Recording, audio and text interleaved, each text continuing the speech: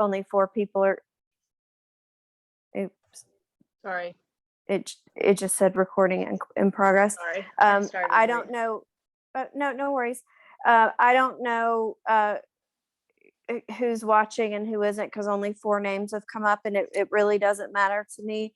I don't keep a little notebook of people that I've judged, and I don't keep in mind, hey, I like this person. Hey, I like this horse. Every time a horse comes down center line, it is a blank slate to me. I don't think about your last ride. I probably don't remember your last ride. And every single movement is a blank slate. You can come in and your horse can rear and fly backwards and it be, awful, but you fix it, and 2 movements later, you can get a 9 on a fabulous circle. And that's how we're supposed to judge. We don't make an opinion of you and your horse and then just score accordingly because we've decided whether or not we like your horse or you or whatever. I would like for all riders to keep in mind that all judges are human. We do make mistakes. Things happen in the judge's box that you aren't aware of. We get stung by a bee, or our scribe accidentally interrupts us by saying, oh, what did you just say? And we blink and we look away. So if you have a video and your horse picked up the wrong lead and you fixed it really quickly and I gave you an 8, I probably for some reason blinked in that moment. I do know that picking up the wrong lead should not be an 8, but I am human. I have made mistakes, and I think most judges would admit the same. We're doing the best that we can. If you are interested at all in learning more about how we come up with our scores and how we do our jobs, we'd love new scribes. It's not intimidating to learn to scribe. There's really nothing you can do if you're scribing that the judge can't fix at the end of the test. If you wrote something wrong, if you forgot, you didn't hear a number right or whatever, we can fix it. You're a volunteer. It's our job to make it right. So please feel welcome. I won't speak for all judges, but I love getting new people and teaching them how to scribe. Because I think it's fun, and most scribes at the end of the day say that they learned a lot and that they now feel much more comfortable going in the ring because they don't feel as intimidated because they realize that we're all rooting for them. We're not trying to tear them apart. We're trying to help them get better. Speaking of volunteer scribes, we're looking for more volunteers for our show in 2 weeks. So put that plug in there. If you want to volunteer for the show and possibly be a scribe for one of our judges, feel free to comment here and we'll get our volunteer coordinator reach out to you. And if for some reason, this would never happen in Tryon, but maybe sometimes at the recognized shows, if you get a judge who's super serious and maybe a little grouchy, or maybe not so kind to you, or either as a rider or as a scribe, you do have recourse. You can talk to the show manager. You can fill out a form and send it in to the USEF. The USEF does not want people being grouchy and mean and scaring people away from our sport. We want to be honest, but we want to be honest in a kind and welcoming way. Somebody can do something wrong in the ring or as a scribe, and you can point that out in a kind way. If you ever feel like a judge has been harsh or unfair, you can certainly point that out to the show manager or USEF so that they can nicely point that out to the judge that that's not how we're supposed to behave. So do we have any questions yet? No questions so far. We have some people saying, thanks for doing this. They so appreciate it. So okay, you're so welcome. So I'll just keep talking until we get some questions. So starting off with I think judging. Sue had some questions that came in early. Yes, well, I didn't write those other ones down. Can you hear me okay? Not my dogs. Those would be mine.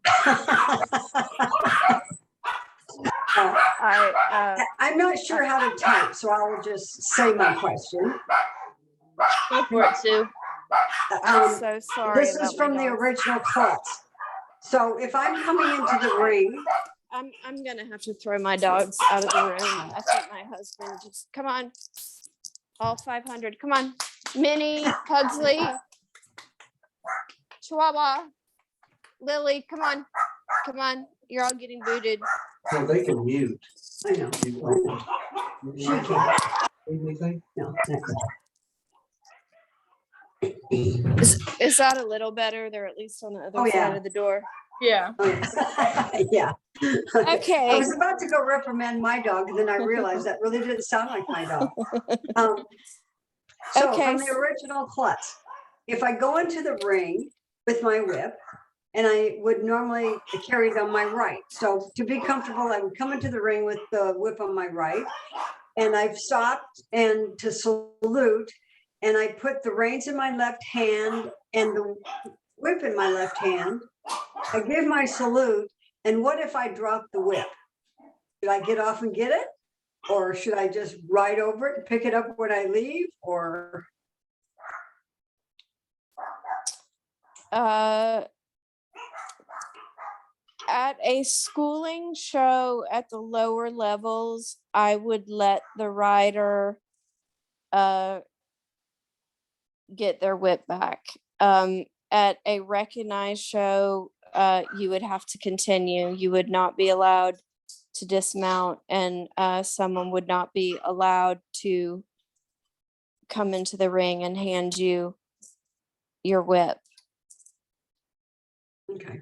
And that schooling show answer is just me personally, how I would handle it. A judge would not be wrong to stick to the USEF rules and not allow the rider to pick up the whip. I was expecting that question to be, can you salute with a whip? Because I get that question a lot. And it does not matter which hand you salute with. I would recommend saluting with the hand not holding the whip. Just because I've seen horses lose in mobility when you go to, if you salute with a hand with the whip in your hand, you may inadvertently touch the horse's haunches and cause the horse to shift. And the halt, we're judging 3 seconds of immobility. So if you're holding the whip in the right hand and it's easier for you to salute with the left, you can certainly do that. A lot of riders can put the whip in their left hand and salute with the right hand, and then get it back in their right hand when they trot off, and that's fine as well. There is not a rule about saluting with the whip.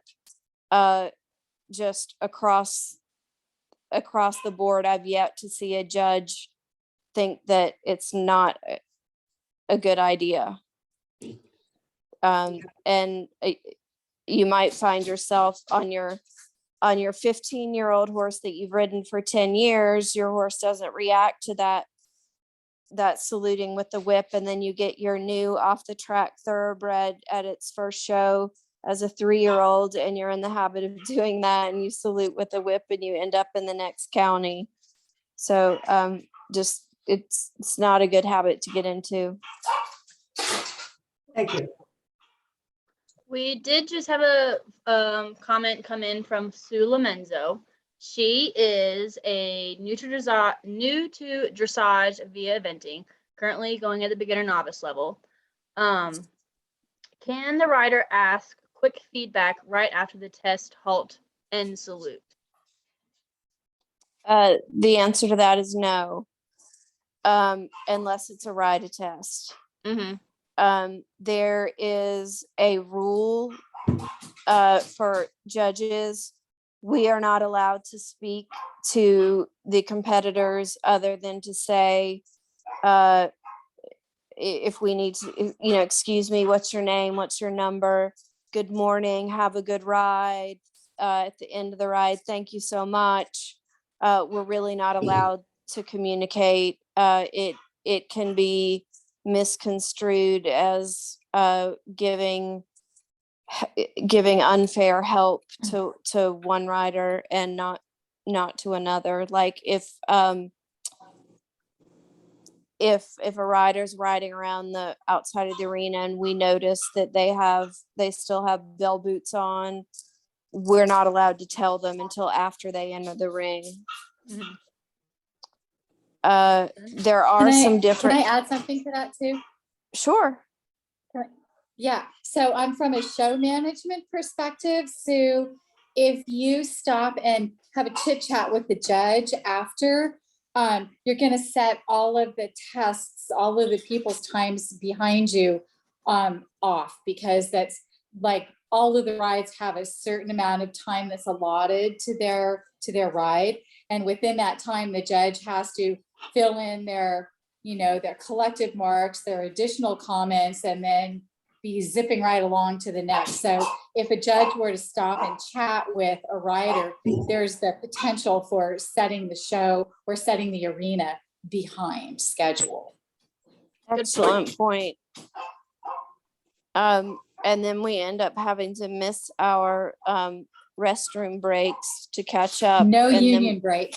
and then we get really grouchy and the scores go down. So you don't want us to not be able to have our little potty breaks for sure.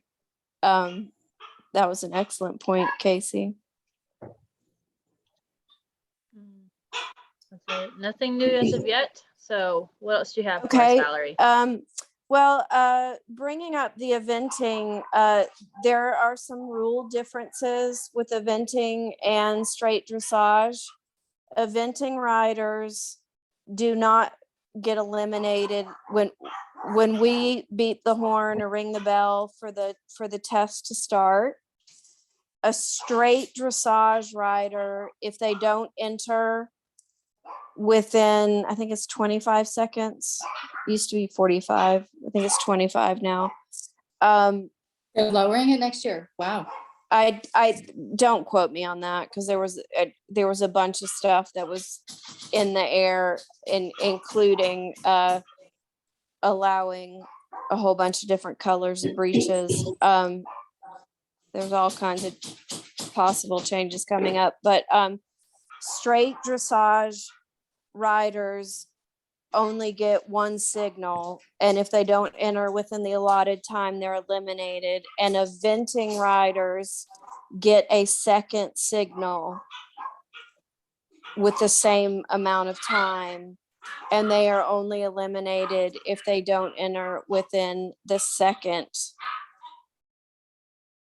alert from the judge. I believe the reason for that was, in straight dressage, you probably have entered 3 or 4 tests. In eventing, if you get eliminated in dressage, your whole weekend is shot. You don't get to jump. You don't get to do cross country. You've spent all that money, driven all that way. So they're trying to help them out a little bit. They do get an error. They do get a -2 if they don't come right in at the first signal, but they are allowed a second signal. They are also allowed to enter with bell boots or wraps and halt, salute, and the judge then tells them, you have boots, you have wraps, and they can either get off and remove them, or they can have someone come in and remove them. I have been asked to remove them, and I've had my scribe asked to come remove them, and I have refused on both occasions, because if I get kicked or my scribe gets kicked, there's no judge or scribe for the rest of the day. So another judge may feel more comfortable going and handling a horse they don't know, but I personally, rider.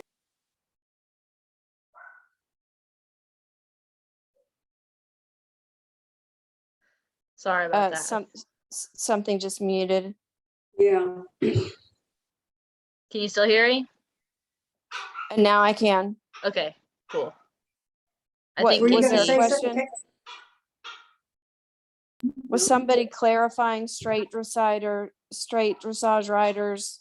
I think someone tuned in on their phone or other device, and so you could hear the live feed going through their other device on the computer. So, Oh, okay. all good. I thought somebody was asking a question. So going back to looking at the USEF rules for ways to improve your scores and to understand what we're looking for. One thing that's incredibly important is the USDF scale. And you can just Google the USDF pyramid, and 800 versions of it will pop up. They all, they're different colors, but they're all the same. And it's like a building block. The bottom of the scale is rhythm, and then comes suppleness, then contact, then impulsion, then straightness, then collection. That pyramid is very important because the bottom of the pyramid is the most important aspect. That's what we're looking for first, rhythm. The gait should be pure. The walk should have 4 beats. The trot should have 2 beats. The canter should have 3 beats. Hopefully everybody understands that, but a walk can get lateral and very 2 beat. A canter can get 4 beat, and that's going to be penalized rather severely. So rhythm is super, super important. And then once you have that established, you start adding the items higher up on the pyramid, and by the time you get to FEI, you have your collection, and everything underneath it should be very solid. I have a question that was submitted earlier. What's worse, cross cantering or counter cantering?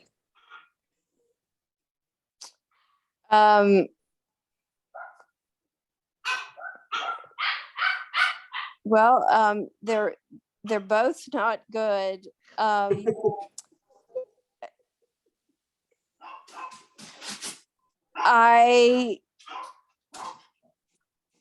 would have to take into consideration how they ended up in the cross canter or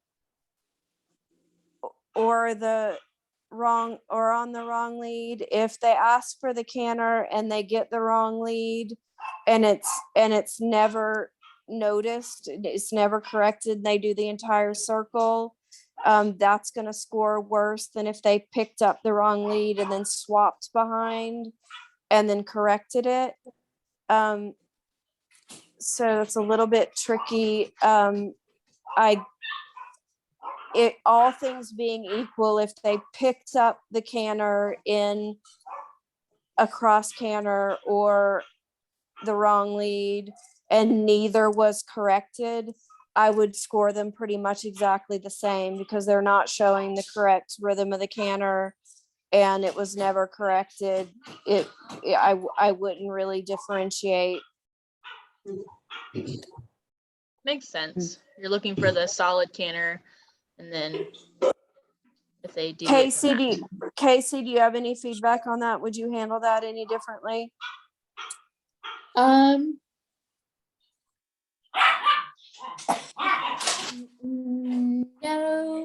I think, somebody that picks up the wrong lead and maintains the wrong lead throughout the entire movement, that's pretty clear cut. But in order to pick up a cross canter,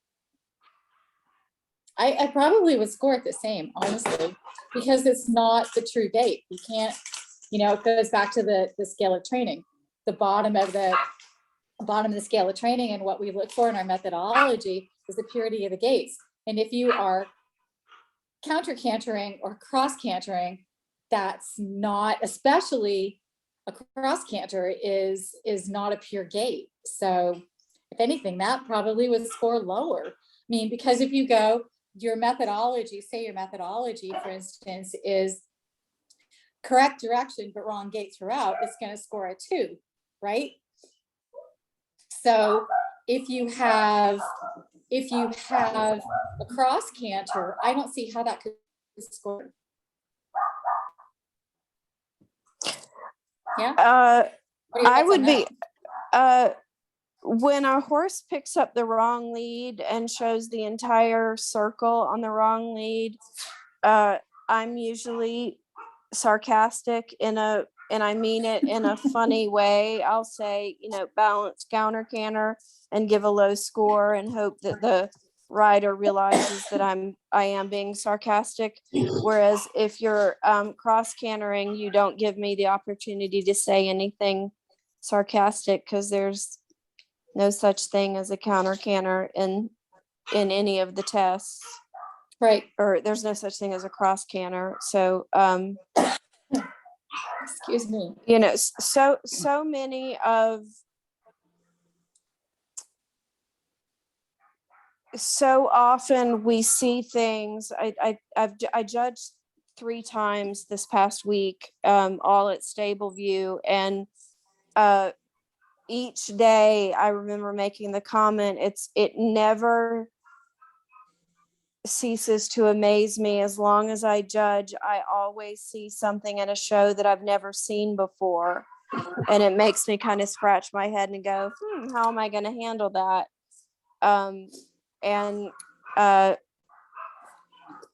Depending on when they swapped, the picking up the wrong lead or the swapping behind or up front and being on a cross canter and never noticing it can really hurt you, because if you have a score on the depart, you've messed that up. If you have a score on the circle, you've messed that up.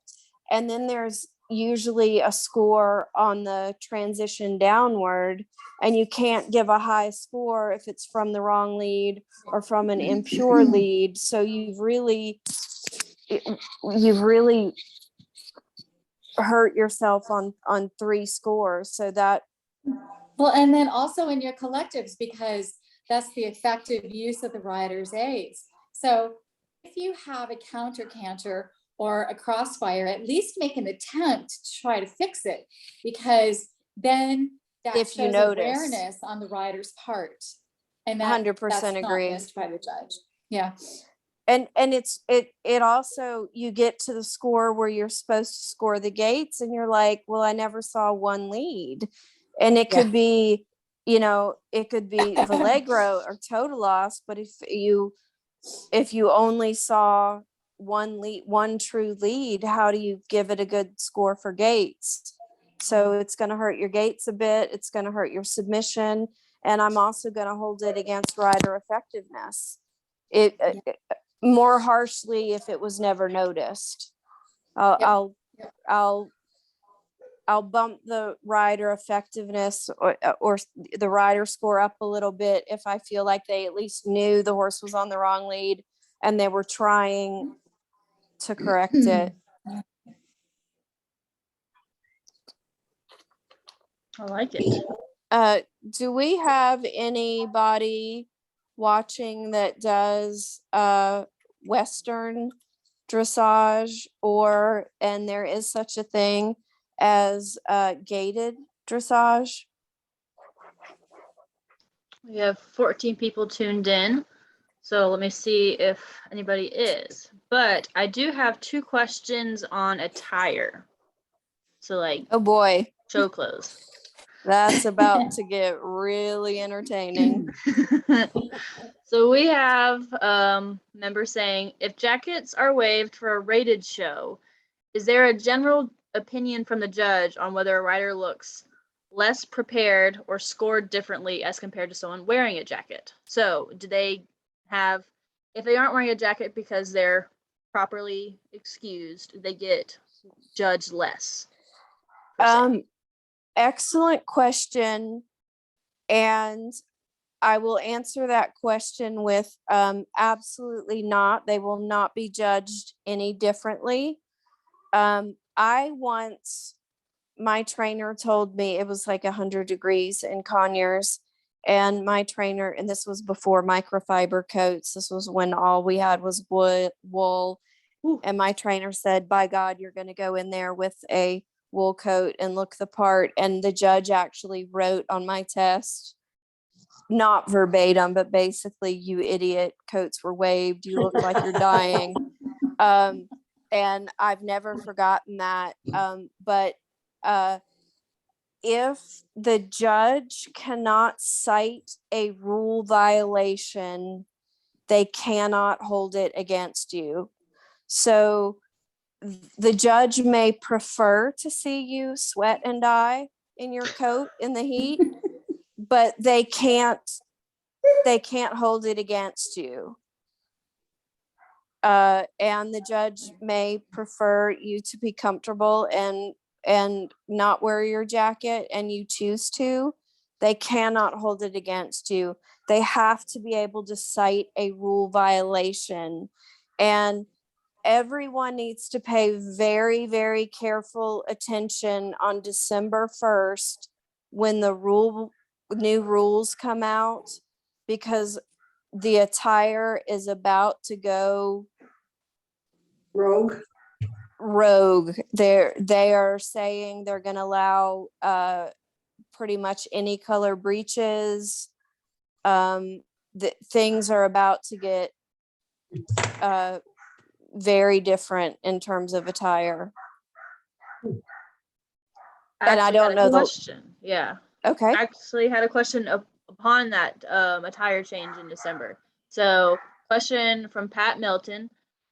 With the attire changes going into effect in December, what is your opinion on how far we can deviate from the traditional wear? Also saying, not expecting to show up looking like Elton John, but wondering about being more matchy-matchy with attire, saddle pads, and conservative colors. What's your opinion on that? I personally am going to stay rather conservative. When I compete, I personally prefer a more conservative look, but that's just my opinion. Because it is legal, I will not hold it against somebody who comes in looking like Elton John. I would advise people to ask a few friends, hey, does this match? Because some stuff doesn't look good together, like if you're going to wear a bright purple coat and teal breeches and brown boots and a black and orange helmet and red gloves, it's not going to be a good look. Looking like the whole rainbow. It's possibly going to be legal, but you're supposed to be showcasing your horse, and the more color and bling and things that you put on yourself that draw the judge's eye upward to you, draw attention away from the horse. And if your horse is a miserable mover and would rather be in a pasture with cows, maybe you need to draw the judge's attention away from your horse, but hopefully that's not the case. And you want the judge to notice, your horse's correct moving and correct training. I like that. Does that answer that question sufficiently? I think so. I mean, you want to look pretty, but you don't want to subtract from Yeah, you what don't we're want to ultimately detract there from your for like horse. our showing off our horses pretty much.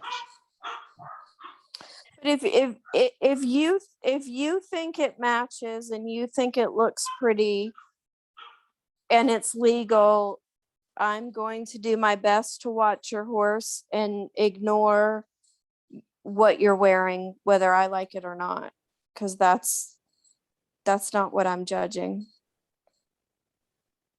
I'm a bit surprised by this rule change. I don't know if it's a push to help the economy to get people to go to the tax store and spend more money, or what the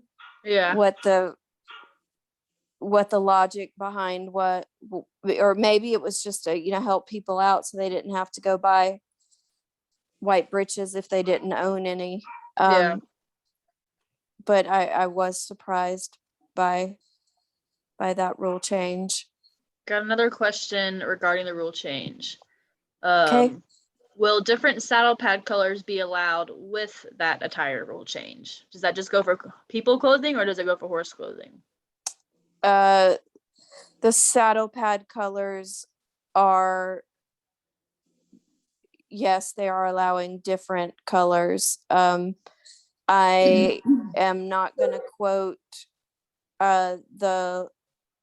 I'm not going to quote anything about the logo because that's a TD question.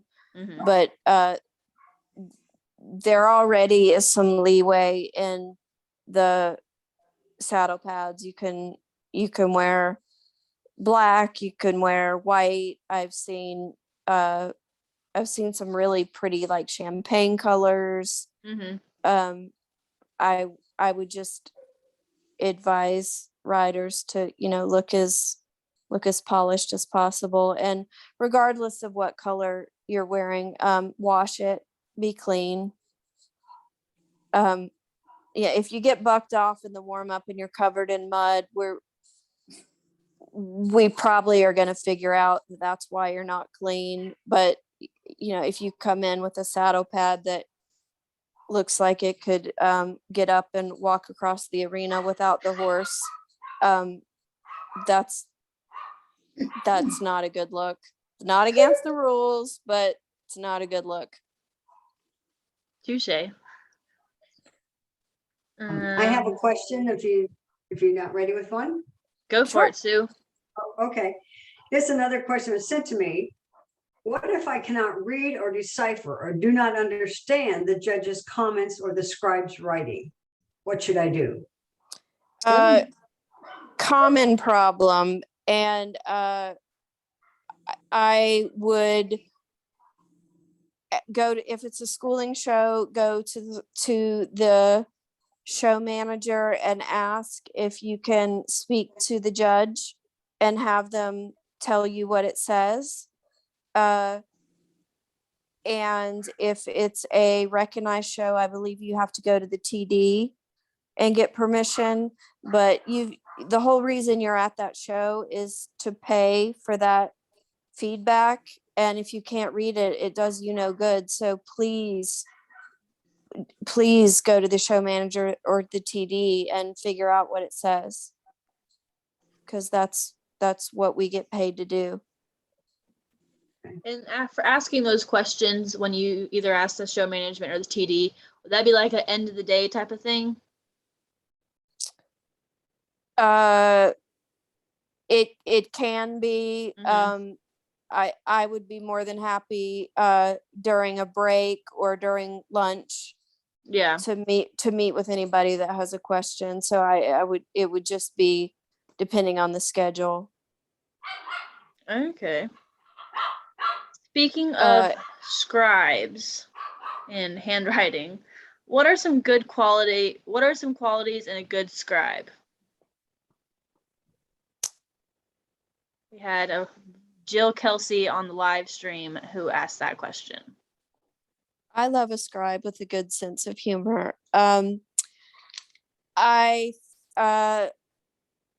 First of all, the scribe is not allowed to tell me anything about the rider or the horse. So if it's a scribe from that area who knows everyone in the show, I I I pretty much start the day telling my scribes this, like, if you know that this horse almost died last week from colic, or that this poor rider, just had a double mastectomy and is, those are things that can affect how I score. Cause you're like, oh my God, this horse, almost died. You want to give him a 10 for, yay, he's walking. They're not allowed to give me any personal information. So, and they're not allowed to repeat anything that I say.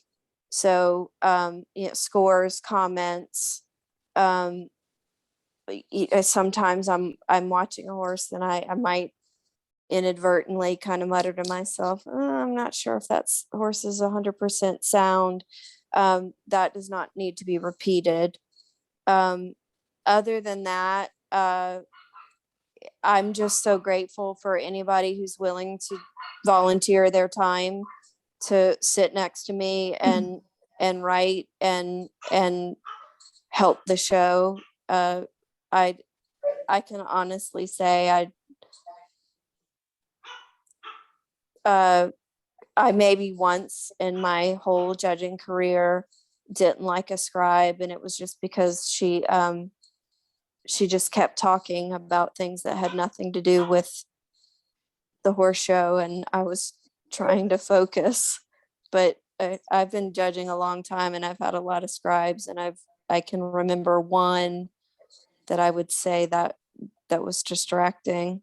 So I love my scribes. Thank you to anybody out there who's volunteered to scribe.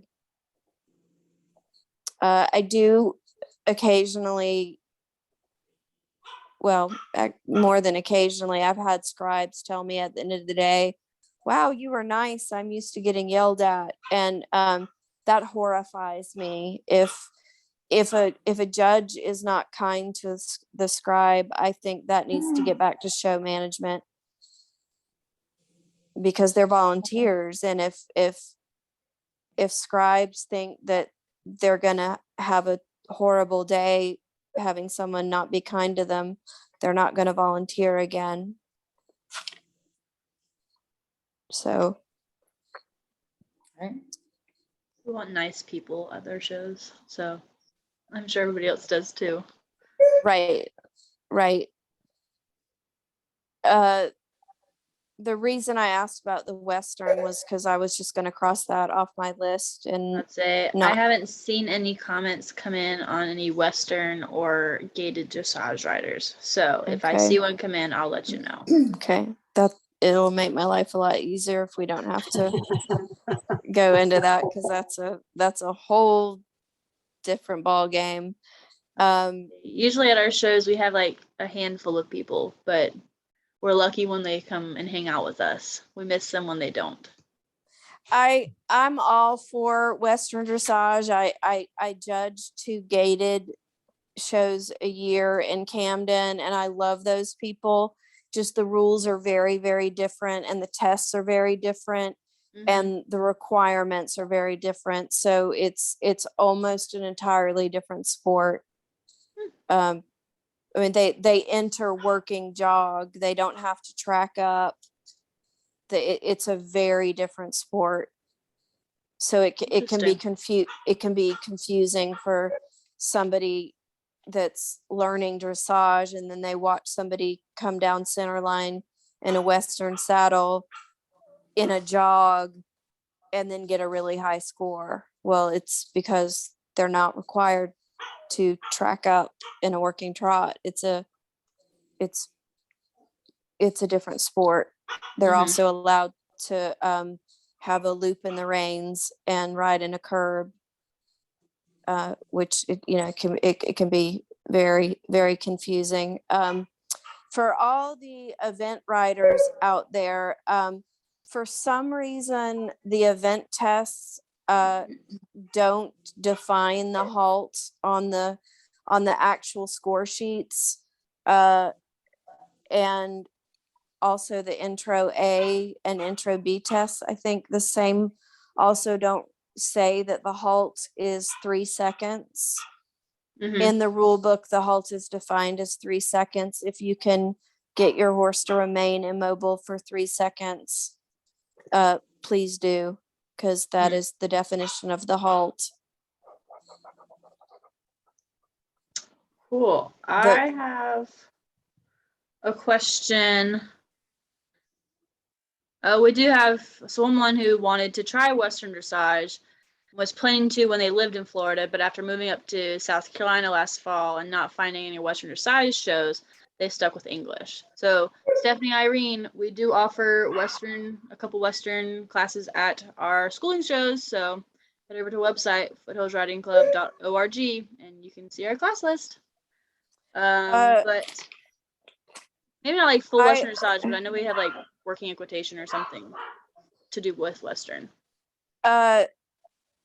Stable View and Aiken will also add Western dressage if there's any interest. They had a huge tip show, the thoroughbred incentive program. The national championships were last weekend at Stable View, and I was surprised how many Western dressage thoroughbreds came all the way from Maryland and whatnot, and put in some very nice tests. That's so cool. That's cool. So That's very yeah, cool. it's fun.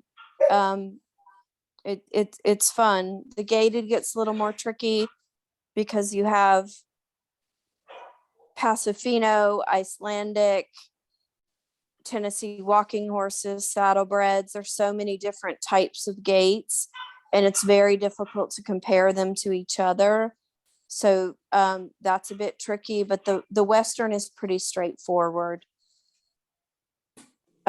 Just if and this goes for straight dressage as well. If you read the score sheet, there's the first column tells you what to do.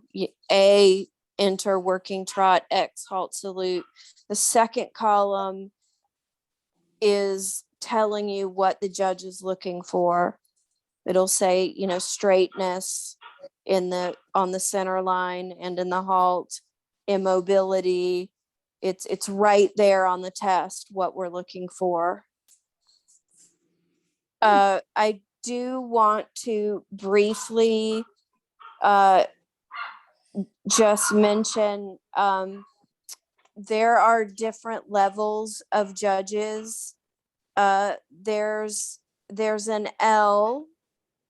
There's L with distinction, which means you're eligible to apply for the small R program, which is then a USEF licensed judge.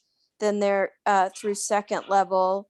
And then there's the large R, which is through fourth level. And then the S, which is through the Grand Prix. And some shows use judges that have not been through any training. And I have seen some judges who've not been through the training, but have maybe scribed for someone all the way through the S, who are excellent judges. However, if you get a test back that doesn't make a lot of sense to you, you might want to check that judge's qualifications. I keep running into I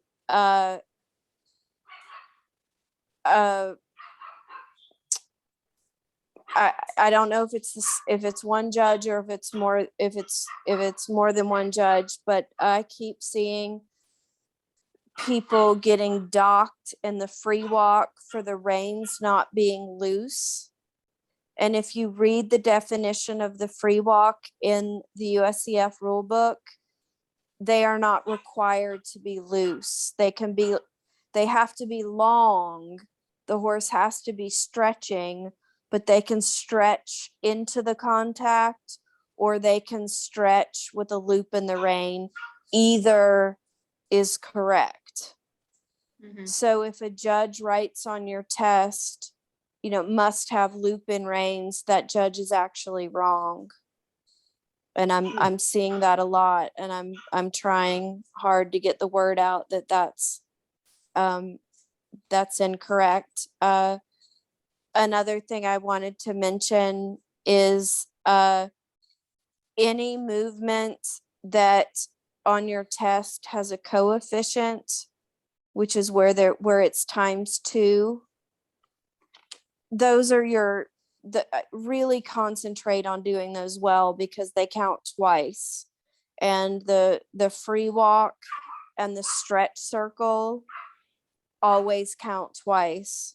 So it's really aggravating me that that's not getting judged correctly, because it's really hurting that rider's in score, because it's ×2. So if you see something on your test that you can look in the rule book and it's incorrect, please bring that to the show manager's attention so they can bring it to the judge's attention. Okay. A couple questions about kind of like the loose rein, stretchy, free walk, stretchy trots. So we have one. What exactly are you looking for in a stretchy trot? We're looking for a lot of things. If you want to get a 10, we want to see that we want to see that the horse is not leaning into the rider's hands for balance, so that you can offer the reins and the horse trusts your hands and trusts the contact to reach forward into it without losing balance. Which means they're not speeding up or slowing down. And because that movement is done on a circle, we also want to see bend on the circle. The ideal stretch, the nose is about level with the horse's knees. Okay. And we want to see that stretch coming over the back. You can picture a horse that's hollow in the back. I don't want to pick on a breed, so I'm not gonna mention a breed, but a lot of horses will drop their neck very willingly, but the back remains hollow. We want to see sort of a round bascule over the top line from the tail to the pole, that Axel Steiner described it as it shouldn't look like somebody tied a cinder block to the chin and just jerked the head down. It should look like a reach over the top line. Yeah. And that it goes for the free walk as well. The length of strides in the free walk should increase. So when you go from the medium walk to the free walk, the length of step should increase. Okay. So you might have a very good stretch, but I might say, needs more overstep. Very often I say lovely overstep could reach more. Okay. I think that's for those questions, and so loopy reins aren't a necessity, but you still need to show the stretch and the roundness. And the loopy, that's for the free walk. The loopy reins are actually a fault in the stretch circle. Okay. You want them to reach into the contact. The free walk, for those of us who are old and have been doing this forever, the test used to specify free walk on a loose rein or Mhm. free walk on a long rein. So there was a time when it was specified. They did away with that quite a few years ago. Yeah. And it just says free walk allowing maximum stretch now. So there is no on a loose rein, on a long rein. Okay.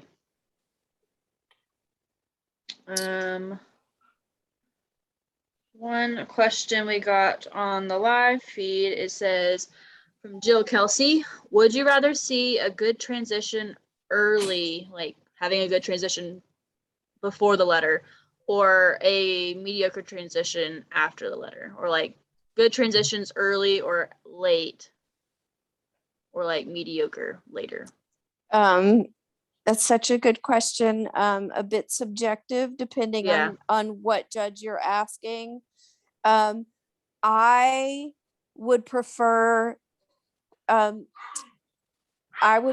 see a well-written transition a little bit early. I would prefer an early transition to a late transition. I'm going to go down another half point or so if the transition is late, because I feel like the horse maybe blew the rider off.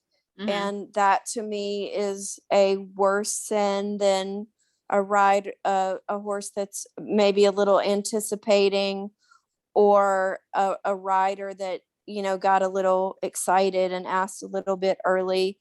I'll be honest, I'm not huge on accuracy. There are some judges that every comment is about accuracy, accuracy, accuracy. I'm not saying I'm going to forgive you if you do a 20-meter circle at E and not at A, but and a circle should be round, it shouldn't be square. But I'm more looking for correct training.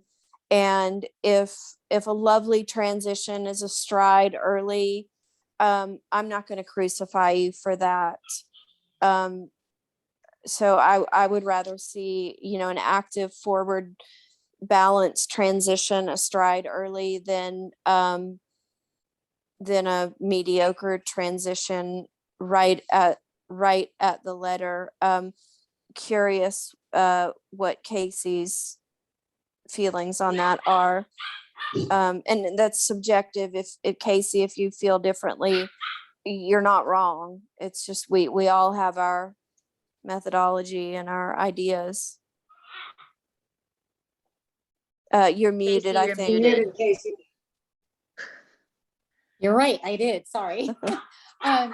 For me, it's about the preparation, the horse and the rider being in tune with each other, and the rider preparing the horse listening, being on the aids. And again, I agree with Valerie 100%. If it's, a stride or two early, I would rather see that than late, because that to me is an indication that the rider is either not being a thinking rider and the horse is kind of like in charge of the test, or the horse is not on the rider's aids and not listening. So, yeah. I would like to throw out a couple tips for if you're riding for me. Because I have a couple pet peeves.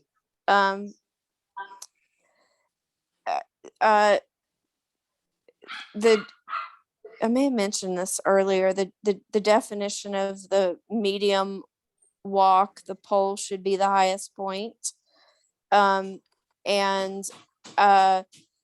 very often, particularly in the lower level tests, it's very difficult to tell the difference between the medium walk and the free walk, because the neck is already low in the medium.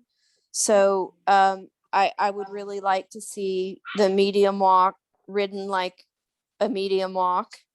And there are several tests. I can see it anywhere in the ring, but particularly when the down transition to walk is at C,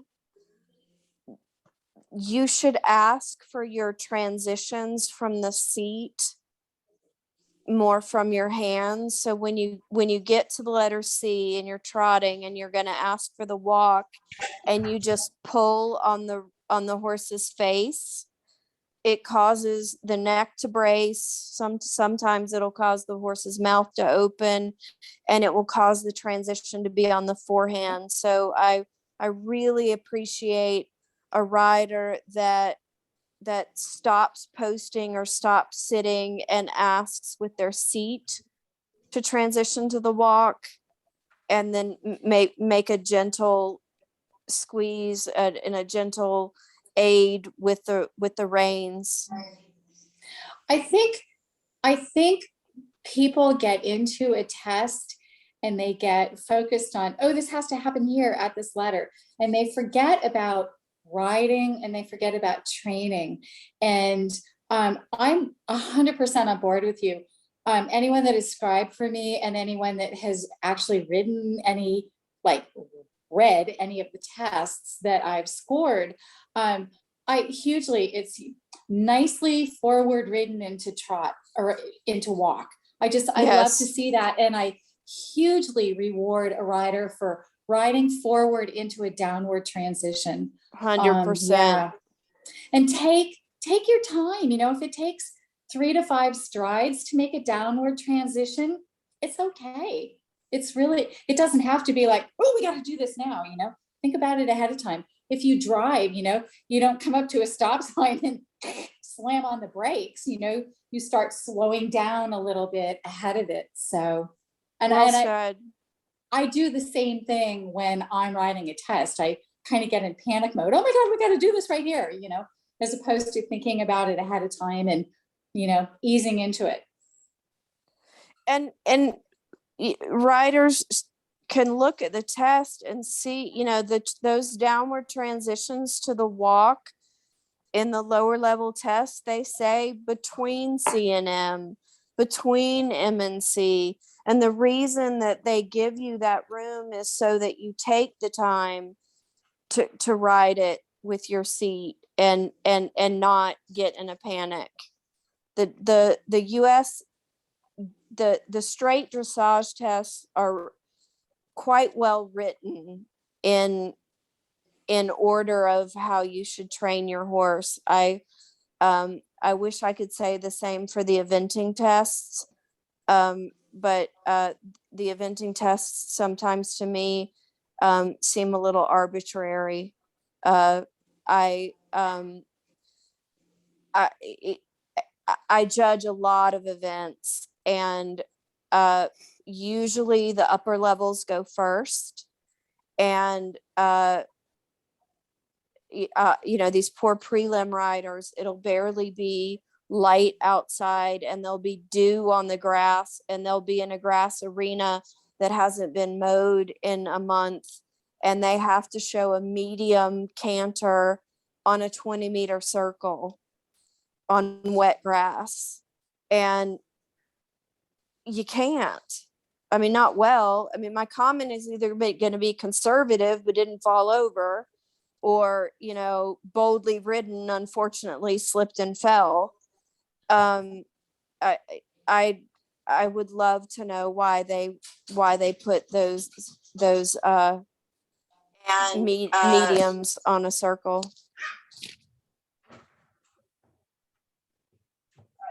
I would love to know why.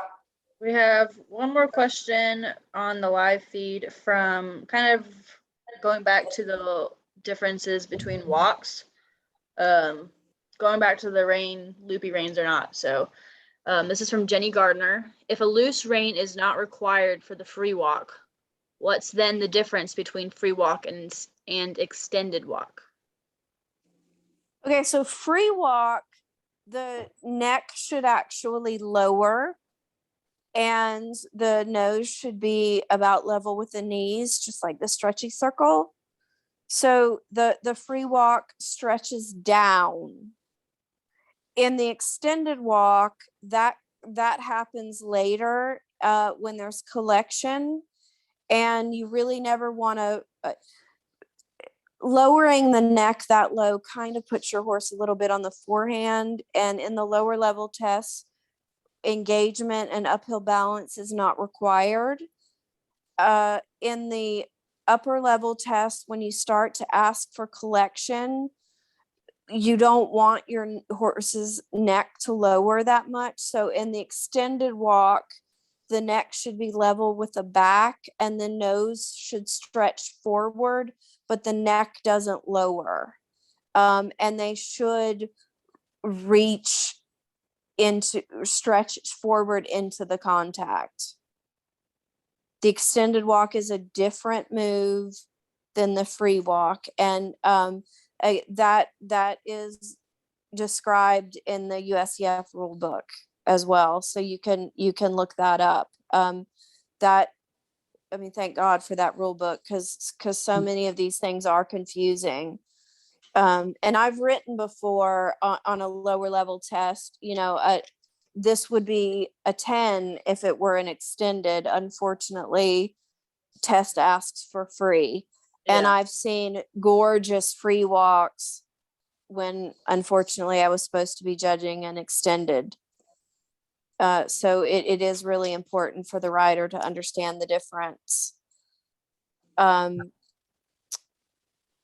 I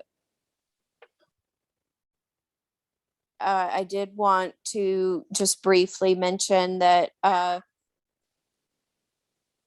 judging, in many ways, there is some subjectivity. We are human. We have different pets and peeves. I think that they've played around with trying to make judging robotic, and there are things that a computer can't see. I'm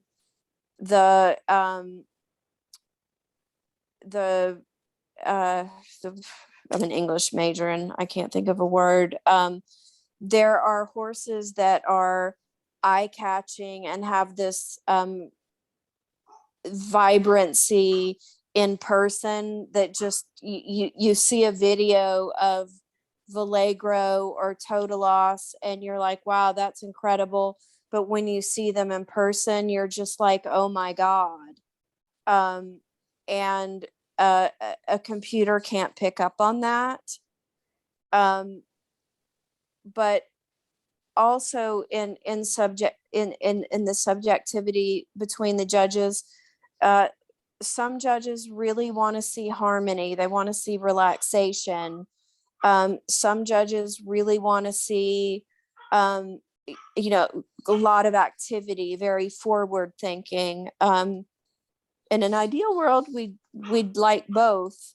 But it's an excellent exercise to look at a test from the side, from B or E, look at it from A, try to get as near C as possible, or scribe. The same test can look very different depending on the angle that you're looking at.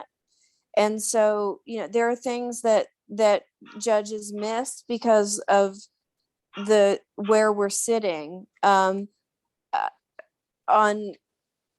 There are also things that we can see very clearly. When you're leg yielding, we see the crossing very well. If your trainer is at B and your horse was extremely steady in the bridle and the tempo was very consistent, your trainer may be like, oh my God, that should have been an 8. And then your score is a 6 and needs bigger crossing. Your trainer's not wrong and the judge isn't wrong from the angle that they were watching. And that's important to understand. Because, there's some things we can see well and there's some things we can't see so well from where we're sitting. All right, so we have one last question from the live feed and then we won't take up too much more of your time this evening, Valerie. So last question is from Stephanie Irene, going back to, is it better to have early or late transitions? In the example of between X and C, do you get a higher score if you do the transition right in the middle of the letters, or does that not matter at all?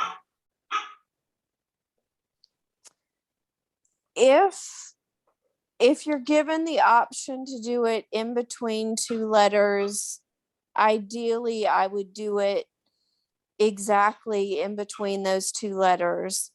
You would not get an error, or I wouldn't consider it early or late if it was at X or C, but it might be a 7 instead of an 8. As long as the quality of the transition was exactly the same. Mm-hmm. If the transition was supposed to happen exactly at the letter, I personally would prefer a little bit early than late. Mm-hmm. We discussed that a little bit earlier. I don't know if that person heard that. I don't want to repeat myself and bore everybody. But that's my opinion. Yeah.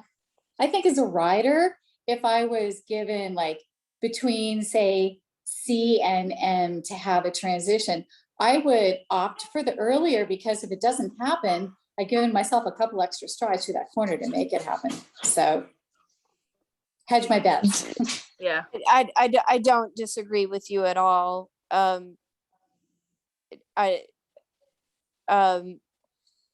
Honestly, I was actually thinking of because she said between X and C, I was thinking of the intro A, where you trot, Right. and then between X and C, and there's so little to judge at intro A, so I would reward the horse that did it exactly in the middle versus at X or C. So that maybe wasn't the greatest example in the world, but I think that's like the hardest test on the planet, because you have to walk that whole distance, and it's so hard to keep them straight and on the bit and not wandering. And I think that's really rough. Kudos to those people. Yeah. I would like to encourage anyone doing the lower levels. I swear it gets easier. Trying to keep a green horse's attention through a training one test is harder than doing a third level test, assuming your horse can do the movements, because you're constantly communicating with the horse and there's no time for the horse to go, hey, what's going over there, and warm up. It does get easier. I remember riding first and second level and thinking, I'm going to be 90 before I get to third level. And, to realize that Pre-St. George was easier than 4-3 and I-1 was easier than Pre-St. George. It was really eye-opening. And the tests are also easier to remember, because in the lower level tests, like you can get in the corner and you're like, do I cross the diagonal? Do I go straight and do a circle in the middle? Whereas in the upper level tests, if you're in the corner, well, it's either shoulder in or half pass. I honestly find the upper level tests easier to remember. Did anybody want to discuss faults like the tongue out, head tilting? Ooh, good points. Yeah. We did have someone ask beforehand, is bucking penalized? Oh, kind of yes. goes along with that. Bucking is penalized. Harshly. Yeah. That's if the rider doesn't lose their seat and handles it well, I will be sarcastic in my comments and say, if they ask for the canter and they buck, I'll say exceptionally croup high, or something. You guys know, you guys all notice there's the theme here. Valerie keeps saying, I'll be sarcastic. I think you are incredibly witty and funny, and I love your comments. Thank you for that. I do not judge that way when I'm being judged on my judging, because my sarcasm is not always appreciated, but I feel like riders appreciate that the judge is human, and we've all been there. We've all gone off course. We've all had horses buck. We've all had horses rear. We know what it's like. I did want to quickly mention, if you're getting into the sport and you have not purchased a horse yet, not saying you have to hire an Olympic rider and pay them $10 million, but please make sure that somebody looks at the horse's walk and the walk is not lateral, because that's so heavily penalized, and the tongue coming out is heavily penalized, and that may go away at some point, because some horses, I've seen horses broke by exceptionally good riders who never were harsh with their hands, and they just started that as a habit. We used to take off points for teeth grinding, and we no longer do that. And the tongue may go that route, and we may not penalize it so harshly, but right now we have to take off 1 point for every movement we see the tongue, and we take off in what, Casey? Through several of the continuing educations, and also through listening to several S judges, Margaret Freeman particularly, her thing on the tongue is look at the whole horse's body. What else is going on in the horse's body? Because there's some horses that may be missing, like they're older and they're missing their front teeth, so the tongue is like out the front. Or there's like some, like, have you seen little kids when they're really concentrating on something, they're like, got their tongue out the side. So there are some horses that do that as a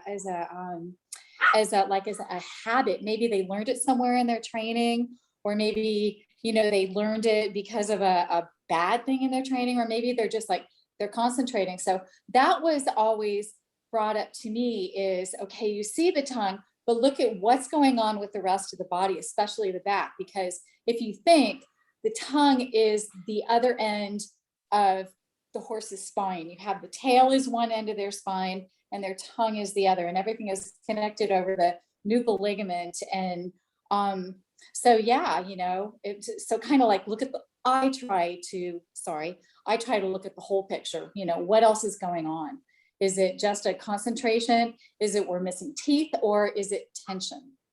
Sorry. I actually was taught if the tongue comes straight forward out of the mouth, you assume they don't have front teeth, and you don't penalize that the tongue would have to be coming out the side of the mouth. Mm-hmm. And if I see just a little bit of, Right. I try to be blind. Mm-hmm. But if I have 9 inches flailing out the side, drawing the alphabet, that's harder for me to ignore. Yeah. And I don't agree with that rule. I think the 1 point off every movement is quite harsh. because it can, a lovely rider can buy a horse with that habit. And I don't agree with that rule. I'm probably going to get fired from the USEF for saying that, but I don't agree with that rule. But as it stands right now, I would be very reticent to purchase a horse that had a tongue issue. The head tilt isn't a major crime, but I see a lot of it in the leg yield. Just watch your horses, ears. They should be level. One ear shouldn't be lower than the other. In any movement that indicates a head tilt, and that's going to be that may be commented on, and lose you some points in the arena. So that I also wanted to throw out, I hate for judges, for scribes to have to write too much, but I try to always say something positive along with the negative. Needs impulsion, but steady tempo, to say something that makes that writer go home knowing that they're doing a lot of things right, and instead of going home and deciding they want to do golf instead of take another dressage lesson. I had a question submitted that might be a good follow-up, although it may take you 30 minutes to answer, or you may answer it one sentence, and it is, what makes a good dressage test? What makes a good dressage test? Overarching. The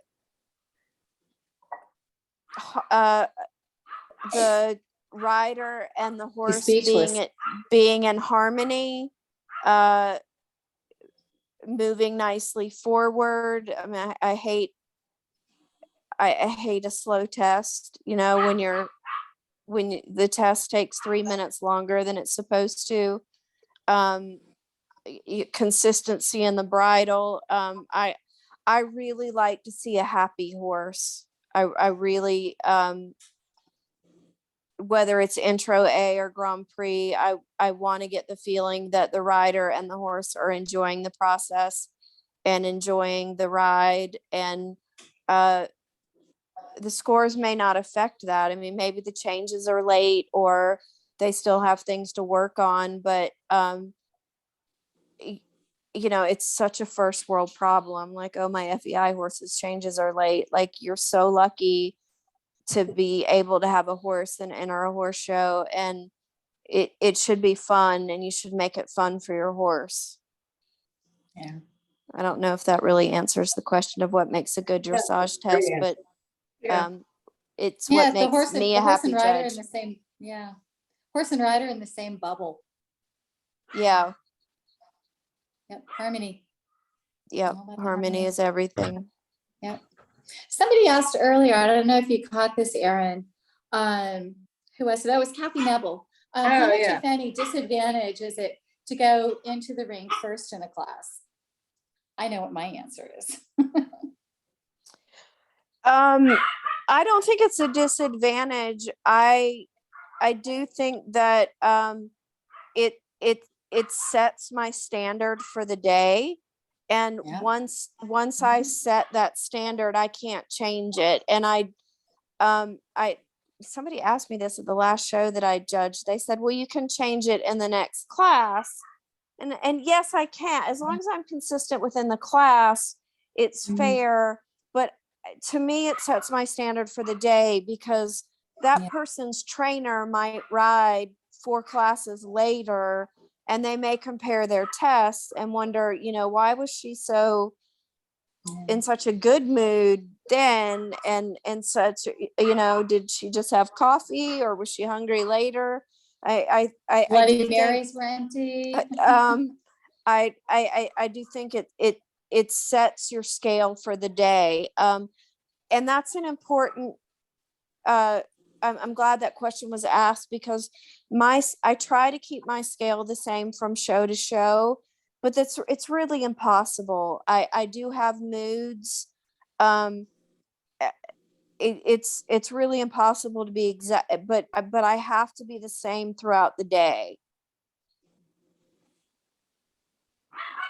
I would hope if somebody rode with me week after week after week, that they would see consistency in my judging and hopefully improvement in their own riding. But if you ride for me one week and then you ride for me the next week and it's the same ride and I scored it a little different, maybe I was in a little grumpier mood that day, and I'm sorry. You're never grumpy, Valerie. Never grumpy. Tell my husband that.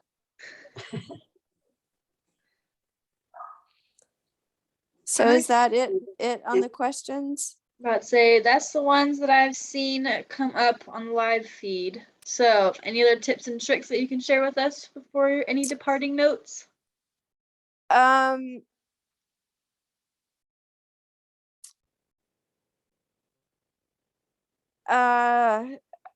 looking at my note. We pretty much oh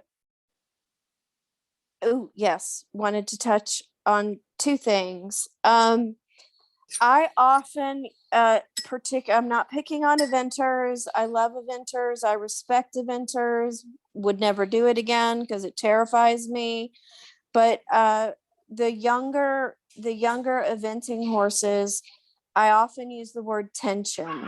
Like, it's forward, it's steady in the bridle, and but I'll say back tight or shows tension. And I'm not saying that I don't think that horse is going to, go to the Olympics someday. I have probably told Boyd Martin and Doug Payne that their horse looked tense before. Just because they're green, it's their first show. It doesn't mean that tension isn't going to go away with mileage, with correct riding, learning its job, learning the rider, learning to trust the rider's hand. So don't take what a judge says in 5 minutes of your life as this is your horse's entire future. We're just saying what happens, what we thought we saw in the 5 minutes that we judged your horse that day. I do want to comment on accuracy in the eventing tests. Both the prelim and the training tests ask for a canter depart at K and F. Is that HX? The letters down there by A. And the depart is supposed to be at that letter. And at least 50% of the riders do it when they're still in the corner, which is cheating. The whole reason they ask for the canter depart at that letter is to show me that you can get the correct lead when your horse is straight. So you're losing points if you do it early in the corner. How early you do it affects how much I'm going to knock off for it. But read your tests. They are written the way they are written for a reason. If it says at H canter depart, they don't mean 2 strides before H. They mean H. And I see that a lot. So I did want to comment on that.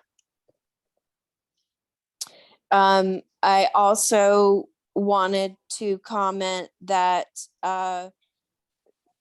more and more we're seeing, I hate to use the word expensive, but higher and higher quality horses,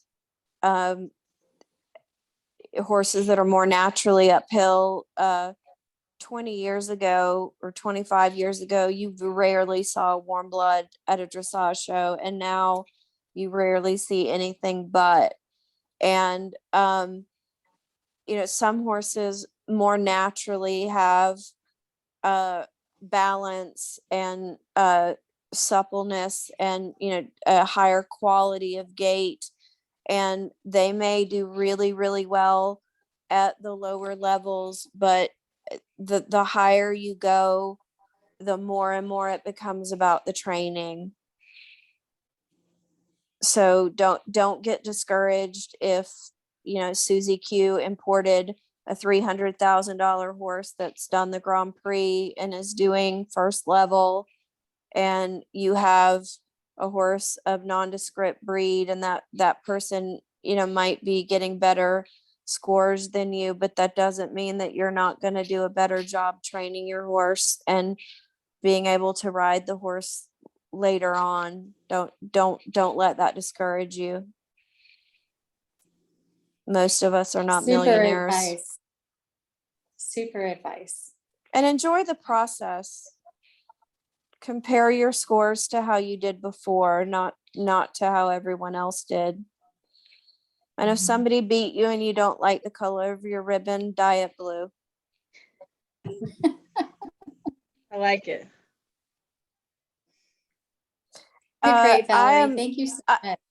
I just wanted to add, I'm open on Facebook. Anybody that didn't feel comfortable asking a question publicly, I get questions all the time in my inbox.